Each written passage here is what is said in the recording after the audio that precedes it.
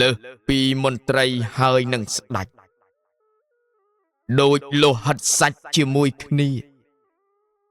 ស្មោះស្ម័គ្របំរើនឹងការពី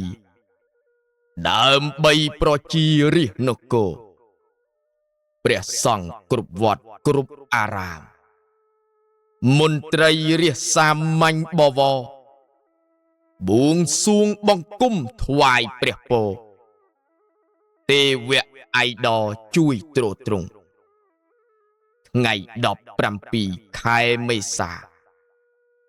ដេចជោសេនាការពីអង្គខេមរាពេលកាំងឈ្ពុះតម្រង់តាមកំដរទ្រង់នឹងលូងម៉ែខ្ញុំដេចជោសែននឹងគ្រូសាស្ម័គ្រស្មោះក្សត្រាមិនព្រួលប្រែតំណាងរាស្ត្រមួយនគរខ្មែរតាមដានឥតលហែព្រះរោគទ្រង់ថ្ងៃទី20ខែមេសា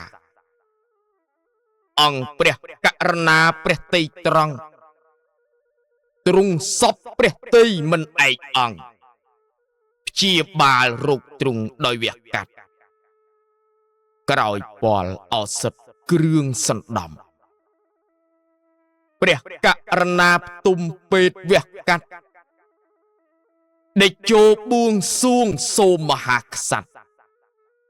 សំរួលកាយខ្ចាត់ពីព្រះរោគក្រោយអំពីអស់ជាតិឱសថ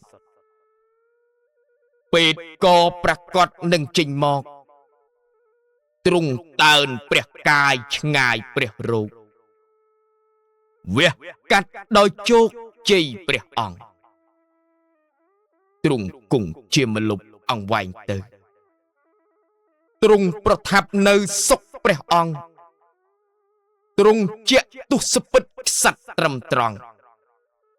ព្រះរោគព្រះអង្គនឹងស្បើយជីខ្ញុំដេចជោសែននឹងគ្រូសាតំណាងខេមរាគ្រប់អង្គាអរគុណមិត្តចិនដែលពុះពីថែព្រះរាជាក្សត្រនៃខ្ញុំ